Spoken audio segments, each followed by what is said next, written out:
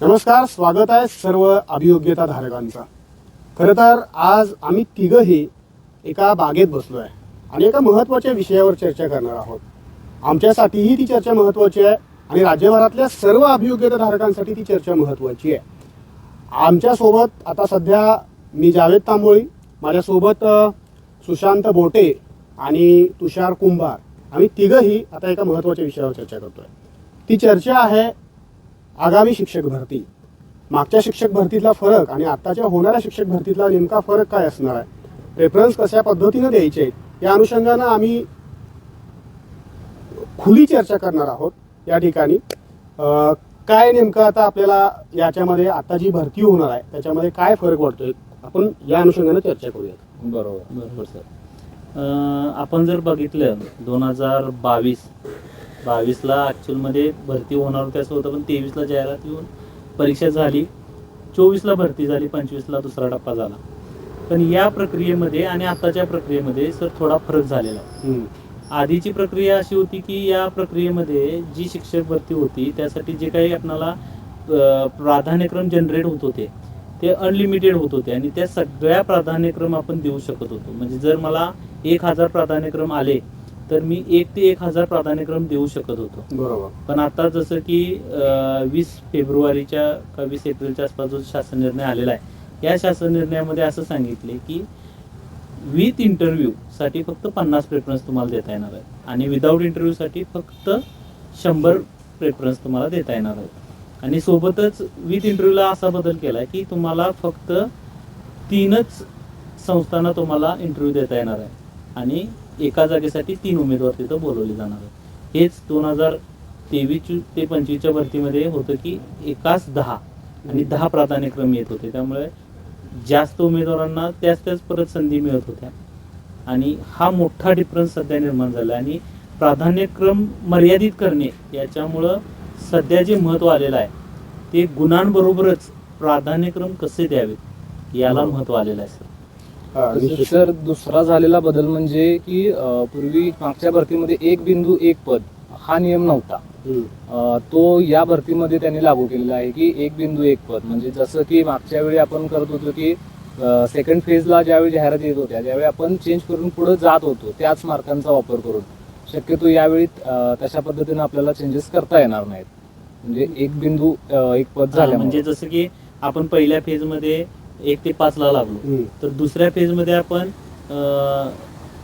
6 ते 12 साठी अप्लाय करू शकत होतो, ते आता आपल्याला अप्लाय करता येणार नाही। म्हणजे प्राधान्यक्रम देताना आपल्याला कोणता स्तर महत्वाचा आहे किंवा आपल्याला कोणत्या पर्टिक्युलर स्तराला प्राधान्यक्रम द्यायचा आहे, आपण कुठल्या जॉबमध्ये सॅटिस्फॅक्टरी असणार आहे, हे सगळं आपल्याला महत्वाचं असणार आहे। म्हणजे सर पूर्वी कसं होतं, आता जर माझंच वैयक्तिक विचार केला तर माझं कन्फर्मच नव्हतं की मला कुठे जॉब करायचा आहे, की बाबा मला 6 ते 8ला करायचा आहे की 9 ते 10ला, जे आपल्याला चांगली संधी येत होती ती आपण चेंज करत जिथे मिळेल तिथे करायचं। आणि पण ती संधी होती की बाबा 1 ते 5ला लागल्यानंतर पुन्हा 7 ते 8ला जाऊ शकत होतो, 9 ते 12ला जाऊ शकत होतो। पण इथं आत्ताच अभियोग्यता धारकांना हे फिक्स करायचं आहे की बाबा मला कोणत्या स्तराला जॉब करायचा आहे, असं नाही की बाबा मी पुन्हा फेज सेकंडला चेंज करतो, इथं मात्र ती आपल्याला संधी मिळणार म्हणजे नाही। हा महत्वाचा बदल मला वाटतं। धारकांनी टेट परीक्षा दिलेली आहे आणि प्राधान्यक्रम फार विचारपूर्वक देणं फार गरजेचं आहे, खूप महत्वाचं म्हणजे सर जेवढं त्या गुणांना महत्व आहे त्याच्या कित्येक पटीनं आता प्राधान्यक्रम देण्याला महत्व आलेलं आहे। हे खरं तर मागच्या भरतीमध्ये सुद्धा प्राधान्यक्रम अनेकांचे चुकले होते,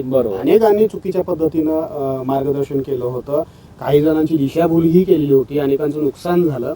मात्र यंदा ती परिस्थिती येऊ नये यासाठी आपण या ठिकाणी तिघजण बसलेलो आहे। खरं तर या शिक्षक भरतीमध्ये अनेकांनी बाजार सुद्धा मांडलेला, तर तो बाजार होऊ न देण्यासाठी आपण या ठिकाणी बसलेलो आहे।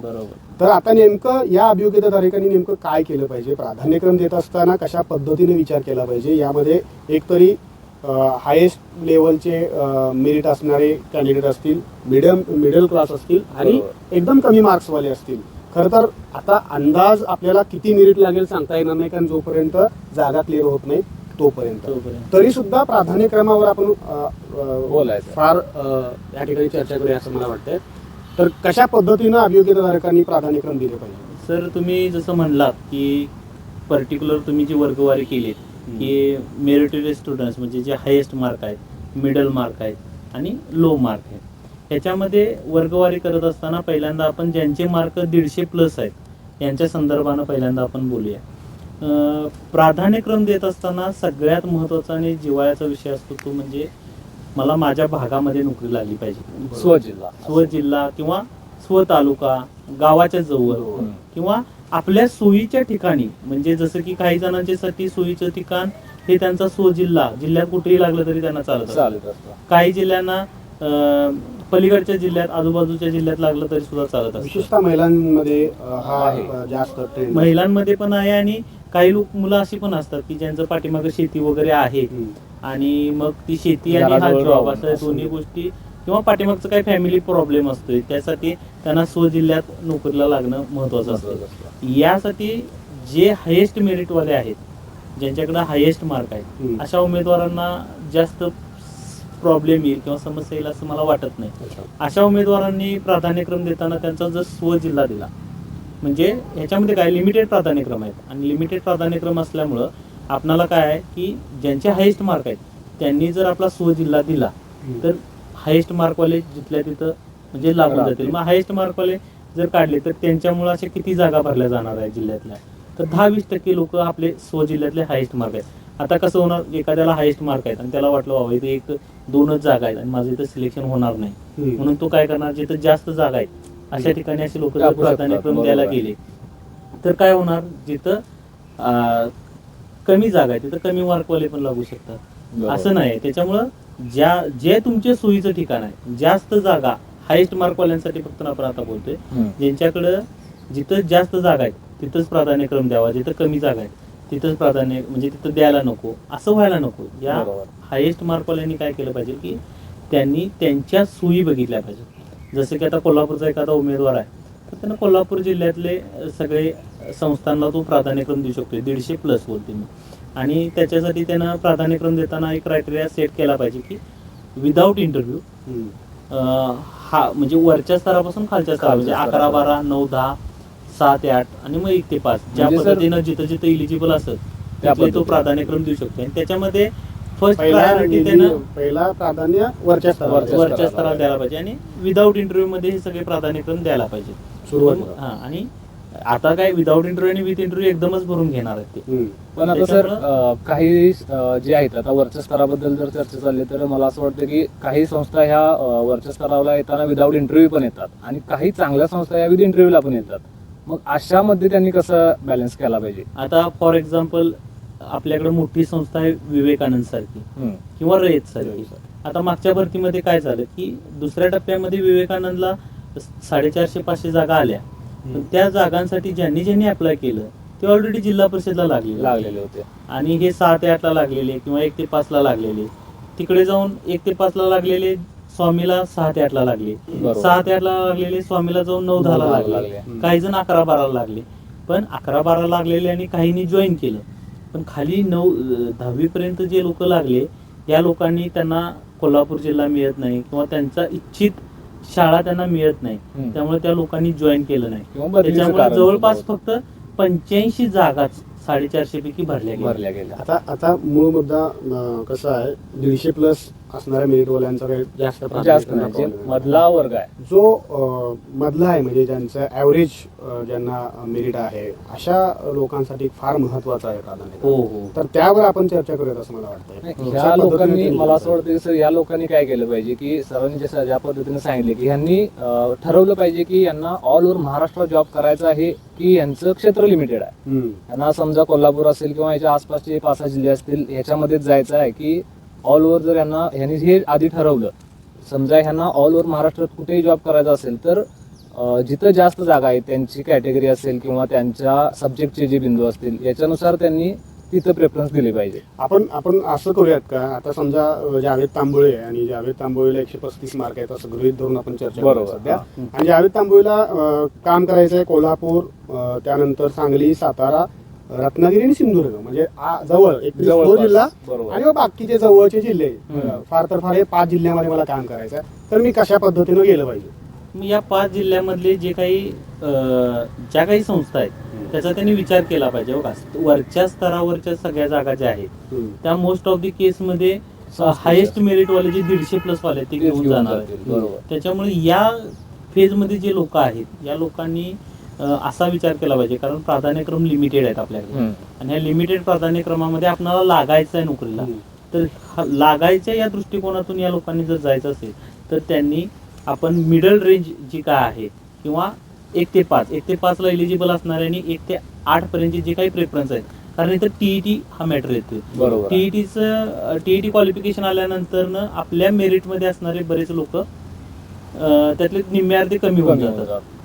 ज्यांच्याकडे फक्त टीईटी आहे हा परत वेगळा गट निर्माण होतोय आणि या वेगळ्या गटानं हा विचार केला पाहिजे की आपणाला आपल्या ह्या आजूबाजूच्या जिल्ह्यात जाताना पहिला मला सोयीचा जिल्हा, तर तुम्ही स्वतः कोल्हापूरचे आहात तर तुम्ही कोल्हापूर पहिला प्राधान्यक्रम द्या.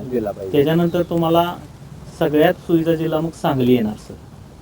सांगली कारण तुम्हाला जवळ आहे सांगलीचा. इकडच्या भागातला तुम्ही कोल्हापूरच्या पश्चिम भागातला किंवा पूर्व भागाला लागून जी काही गाव आहे तिथली तुम्ही शाळा निवडू शकता. त्याच्यानंतर तुम्ही विचार केला तर तुम्ही साताऱ्याकडे जर बघितलं तर तुम्हाला तिकडं लांब साताऱ्याच्या पुण्याकडच्या बाजूला जर तुम्हाला जॉब मिळाला तर तुम्हाला अवघड होऊ शकते. तर तुम्ही रत्नागिरीमध्ये जर दिला तर तुम्हाला अलीकडचा अजून प्रेफरन्स मिळू शकते.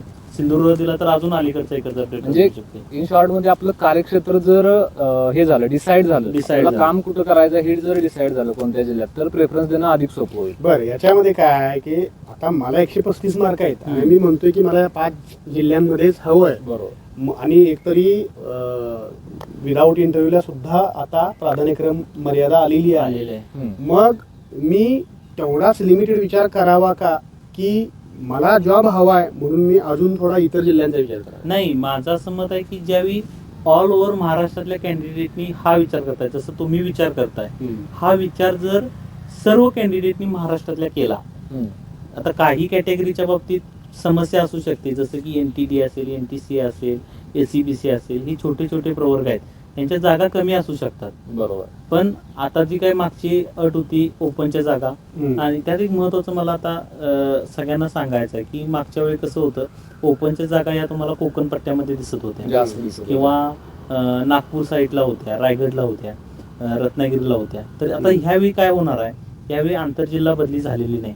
आणि त्याच्यामुळं बऱ्यापैकी जागा ज्या आहेत EWSच्या तुलनेमध्ये, SCBCच्या तुलनेमध्ये ओपनच्या जागा सध्या येणार आहेत. म्हणजे किमान 50 ते 100च्या आसपास जागा ओपनच्या असणार आहेत, कारण रिटायर होण्याचं प्रमाण तेवढं आहे. ह्या जर जागा ओपनच्या आल्या तर ह्या NTD म्हणजे जे काही छोटे प्रवर्ग आहेत त्या सगळ्या छोट्या प्रवर्गांना त्यांच्या जागा 2-3 असल्या तरी ओपनच्या जागा त्यांच्यासाठी उपलब्ध असणार आहेत. म्हणजे त्यांचं मेरिट हायेस्ट आहे, त्यांना ती संधी मिळणारच आहे. मग माझं मत काय की तुमचं जे मेरिट आहे त्या मेरिटला अनुसरून तुम्ही तुमच्या आजूबाजूच्या जिल्ह्यामध्ये प्रत्येकानं, जसं की तांबोळी सरांचं आपण उदाहरण घेतोय, तर त्या पद्धतीनं आपण जर प्रत्येकानं तुमचा जिल्हा आणि आजूबाजूचा जिल्हा एवढीच टेरिटरी ठेवली तर सगळ्यांना काय होणार आहे, आजूबाजूच्या जिल्ह्यामध्ये नोकरी लागणार आहे. आपल्याला माहिती आहे की आपली आंतरजिल्हा बदली बंद आहे. बरोबर. मग आपली आंतरजिल्हा बदली बंद असेल तर आपण आपला स्वजिल्हा आणि आजूबाजूचा जिल्हा एवढा जर विचार आपण केला जागेच्या नुसार, जर आपला आणि आजूबाजूच्या स्वजिल्ह्यामध्ये आपल्याकडे 100 प्रेफरन्स मुरवणे इतके प्रेफरन्स असतील, म्हणजे तेवढ्या जागा आपण प्रेफरन्स दिले. असं नाही की आता समजा काही उमेदवार असे असतात की ते 1 ते 5 ला पण एलिजिबल असतात, 7 ते 8 ला पण असतात, 9 ते 10 ला पण असतात, 11 ते 12 ला पण असतात. एखादी संस्था इथे त्या संस्था त्यांच्या आजूबाजूलाच असते, पण हे 4ही प्रेफरन्स त्यांना देता येतात. एका संस्थेतच 4 प्रेफरन्स दिले जातात. त्याच्यामुळं प्रेफरन्स आहे म्हणजे 100 संस्थांना आपण प्रेफरन्स देऊ शकत नाही, त्या एका संस्थेत 4 प्रेफरन्स आपले जातात, असं पण होते. त्याच्यामुळे कसं आहे, माझं सगळ्या उमेदवारांना एकच सांगणं आहे की तुम्ही जर गोंधळ केला नाही, आणि म्हणजे कोण हायेस्ट मेरिटवाले आणि मिडलवाले यांनी जर गोंधळ केला नाही, त्यांनी त्यांचा जिल्हा आणि बाजूचे जिल्हे त्याच्यावरती आपले पहिले सगळे प्रेफरन्स फोकस केले. जितके प्रेफरन्स आपण आपला जिल्हा आणि आजूबाजूचे जिल्हे याच्यावर फोकस करतोय तेवढे सगळे लोक आपल्या आणि आजूबाजूच्या जिल्ह्यामध्ये लागून जातील, आणि उरलेच प्रेफरन्स तर मग त्याच्या बाजूचे जिल्हे अजून ते ट्राय करू शकतात. आणि या वेळेनं गेल्यानंतर पूर्ण भरती प्रक्रियेमध्ये एक युनिफॉर्मिटी येईल, आणि या पद्धतीनं प्रेफरन्स देणं गरजेचं आहे. ह्याच्यामध्ये सगळ्यात जास्त तोटा किंवा फायदा त्या दोन्ही बाजूने जर विचार केला तर तो फक्त मधल्या टप्प्यातले जे की 120 ते 150च्या दरम्यान जे लोक असणार आहेत त्यांच्यासाठी यांच्यासाठीच असणार आहे. म्हणजे हे प्रेफरन्स जे लिमिटेड केले त्याच्यामुळं थोडी भरती प्रक्रियेला गतिमानता येऊ शकते. हा, गतिमानता म्हणजे याच्यामध्ये विचारपूर्वक जी लेंदी प्रक्रिया होते ती राहणार राहणार नाही. लवकर याद्या वगैरे ज्या आपल्याला लागतात ह्या अतिशय वेगानं लागतात. वेगान लागतील आणि त्याच्यामध्ये जी काही विथ इंटरव्ह्यूला जी काही नवीन पद्धत आणली 10च मार्क संस्थेच्या हातामध्ये ठेवलेले आहेत. बरोबर. उरलेले 90 मार्कापैकी आपले मार्क आपण जे काही परफॉर्म केले आपल्या academics. अकॅडमिकला आणि अभियोग्यतेला त्याच्यावरतीच 90 मार्क डिपेंड आहेत. 10 मार्कासाठी आपल्याला संस्थेचा इंटरव्ह्यू द्यायचा आहे आणि ते बऱ्यापैकी 10 पैकी 5-7 मार्क आपले लोक मिळवू शकतात. आणि जर अकॅडमिक्स पाठीमागचं चांगलंच असेल तर निवड होण्यासाठी काय म्हणजे हे नाही. विथ इंटरव्ह्यूला प्रेफरन्स देत असताना सगळ्यांनी हे विचार करायला पाहिजे की माझा अकॅडमिक्स कसा आहे. बरोबर. जे विथ इंटरव्ह्यूला जायचं इच्छुक आहेत त्यांनी विचार केला पाहिजे की माझा अकॅडमिक्स कसा आहे. कारण जे विथ इंटरव्ह्यूवरती डिपेंड आहेत त्यांनी हे पण लक्षात घेतलं पाहिजे की आता अनेक लोक असे आहेत की जे रत्नागिरी किंवा कोकण पट्ट्यामध्ये किंवा घरापासून अगदी नागपूरचा व्यक्ती कोल्हापूरमध्ये लागलेला आहे. तर असे व्यक्ती आहेत की त्यांना संस्थांमध्ये आधी जॉब मिळू शकत नव्हता. बरोबर. कारण तिथं वेगळी प्रक्रिया राबवली जात होती. त्याच्यामुळं आता जो नवीन मार्ग आलेला आहे पारदर्शकता राखण्यासाठी शासनानं जी आर मध्ये लिहिले आहे मी पारदर्शकता राखण्यासाठी हा मार्ग आणतोय. तर जे 10 मार्काचा जो विषय आहे तो 10 मार्काचा विषय सगळेच टॅकल करू शकतात. पण ज्यांचं अकॅडमिक स्ट्रॉंग आहे याच्यामध्ये ते मात्र सगळे उमेदवार याच्यामध्ये ऑलरेडी अकॅडमिक्सचीच मार्क आपल्याला इकडे अलॉट होणार. आणि अकॅडमिक्सला आता काही जर माझं जर तुम्ही उदाहरण घेतलं मी स्वतः ग्रॅज्युएशन मध्ये मी अबाव 85 आहे. त्याच्यामुळे तिथं मला ते मार्क मिळत आहेत. त्याच्यानंतर त्याला ऍडिशनल दिलेलं आहे त्यांनी एमएससी असेल तर म्हणजे एमएससी माझा आहे काही त्याचा बेनिफिट मला मिळणार आहे. तसंच बीएड आहे.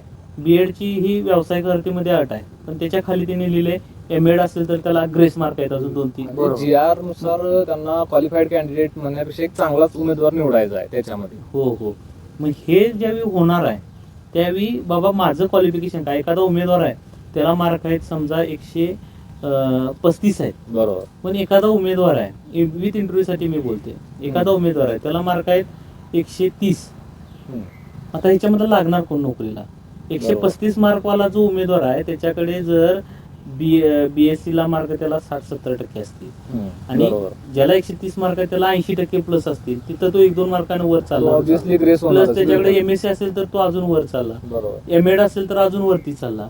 तर या सगळ्या गोष्टीचा सारासार विचार प्रत्येक उमेदवारानं करणं गरजेचं आहे. म्हणजे विथ इंटरव्ह्यूला माझं होईलच असं नाही आहे. कारण त्याच्याकडे जी काही मार्क असणार आहेत त्या मार्काबरोबर आपण मॅचअप होणं सुद्धा देखील गरजेचं आहे. अकॅडमिक्सचे मार्क्स पकडल्यामुळं हा फक्त अभियोग्यतेवर आता डिपेंड नाही विथ इंटरव्ह्यू नाही.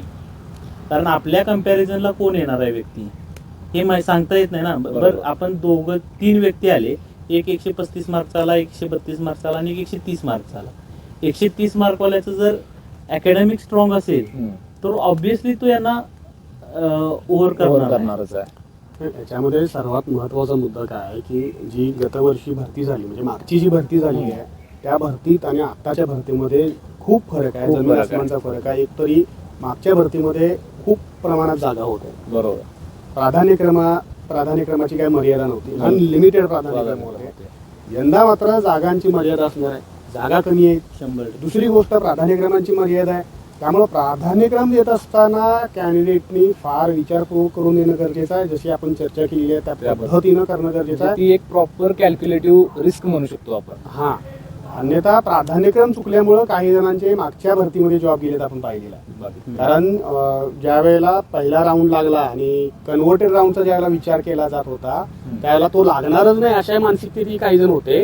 आणि त्या मधल्या टप्प्यामध्ये अनेकांनी चुकीच्या पद्धतीनं मार्गदर्शन अनेकांना केलं आणि त्यामध्ये अनेकांचा घोळ झाला. तर तो घोळ यंदा होता कामा नये अशा पद्धतीची खबरदारी प्रत्येक उमेदवारांनी घेणं गरजेचं आहे. त्यासाठीच आपण चर्चा केलेली आहे. आणखीन काही मुद्दे महत्वाचे वाटतात का आपल्याला की जेणेकरून उमेदवारांपर्यंत ते गेले पाहिजेत आणि ज्यांनी त्याच्यावर अंमलबजावणी केली पाहिजे असं काय वाटतं? आता 31 मे पर्यंत आपल्याला संस्था जाहिराती अपलोड करतील व्यवस्थापना ज्या काय या मीनवाईल पिरियडमध्ये सगळ्या उमेदवारांनी आपणाला समजून घेतलं पाहिजे की आपली सध्याची सद्यस्थिती. ही जी आपण मगापासून जे डिस्कशन केलं या डिस्कशन प्रमाणे माझे प्राधान्यक्रम काय असले पाहिजे हे सगळ्यांनी बिलकुल.